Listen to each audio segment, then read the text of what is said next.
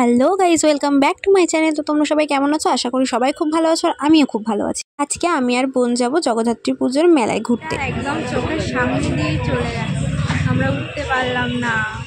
তো তোমাদেরকে বোন কি বললো সেটা তো তোমরা শুনতেই পারলে। আমরা ট্রেন মিস করেছি, তো নেক্সট ট্রেনের জন্য ওয়েট করছিলাম। তো ওয়েট করতে করতে দেখো আমাদের ট্রেনও ঢুকে গেল। তো এই ট্রেনটাতেই আমরা যাব ঠাকুরনগর, কারণ আমরা যাচ্ছি আজকে ঠাকুরনগরে একটা জগদ্ধাত্রী পুজোর মেলা হয়। দেন দেখো ঠাকুরনগরে চলেও এসেছি আমরা মেলার সামনে। আর এই দেখো প্যান্ডেলটা ছোটোর মধ্যে বেশ ভালোই করেছে।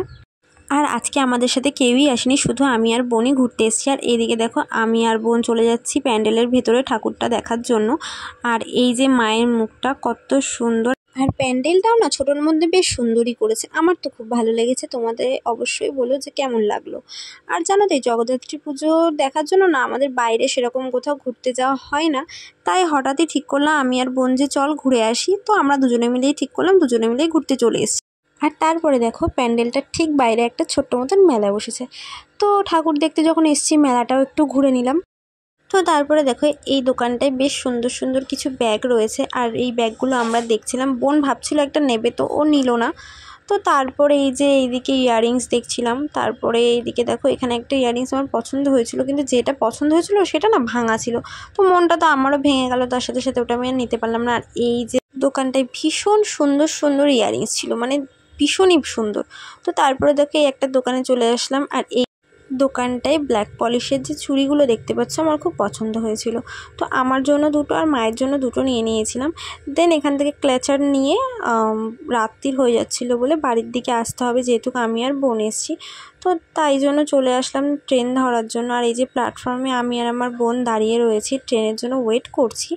তো তারপরে দেখো ওয়েট করতে করতে তো ট্রেনও চলে আসলো। ট্রেনে উঠে চলে আসলাম গোবরডাঙ্গা স্টেশনে। দেন দেখো ঢং করতে করতে যাচ্ছি, যেটা আমার কাজ সবসময় ঢং করা। দেখছো তো চুল টুল কীরকম উড়িয়ে টুড়িয়ে দিচ্ছি। তো যাই হোক দেখো এই যে ঢং করতে করতে চলে আসলাম হচ্ছে ভ্যানের কাছে, কারণ ভ্যানে করে যাব বাড়ি। তো এই ভ্যানটাই উঠে পড়লাম। আর বাড়িতে পৌঁছে গিয়ে আমরা আবার যাব ফাংশানে। আমাদের বাড়ির পাশে একটা ফাংশান হচ্ছে। তো এই দেখো চলেও এসেছি বাড়িতে, তোমাদের সাথে দেখা করা হয়নি। আর এত বোর লাগছিলো, যেহেতু বাড়ির সবাই এসছে আর আমরা তো বাড়িতে একা থাকতে পারবো না। তো সেই জন্য আমরাও এসছি। আর আমি আর বোন দেখো কীভাবে বসে আছি এখানে।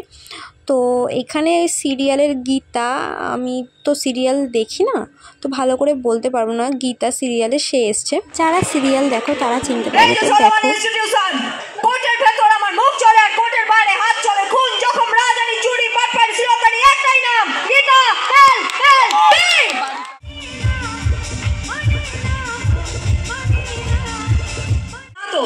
জোর করে ওকে বিয়ের কোণে সাজিয়ে নিয়ে আসাটা ওর কনসেন্ট না, জোর করে ওকে টেনে নিচে বিয়ের মণ্ডপে নিয়ে যাওয়াটা ওর কনসেন্ট ছিল না। ও তো না করেছিল, বাধা দিয়েছিল।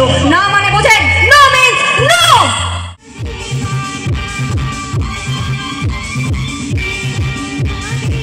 তো এই সিরিয়ালটা কে কে দেখো আর এনাকে কারা কারা চেনে অবশ্যই আমাকে কমেন্ট করে জানাবে। তো আমরা তো বাড়ি চলে এসেছিলাম, আর এই ফাংশনটা শেষ হতে হতে প্রায় 1-1:30 বেজে গেছিলো। তো তারপরে তোমাদের সাথে দেখা করতে পারিনি। তো ভিডিওটা কেমন লাগলো অবশ্যই আমাকে কমেন্ট করে জানাবে। লাইক, কমেন্ট, শেয়ার আর সাবস্ক্রাইব করতে একদম ভুলবে না। তো আজকের মতন টাটা, বাই।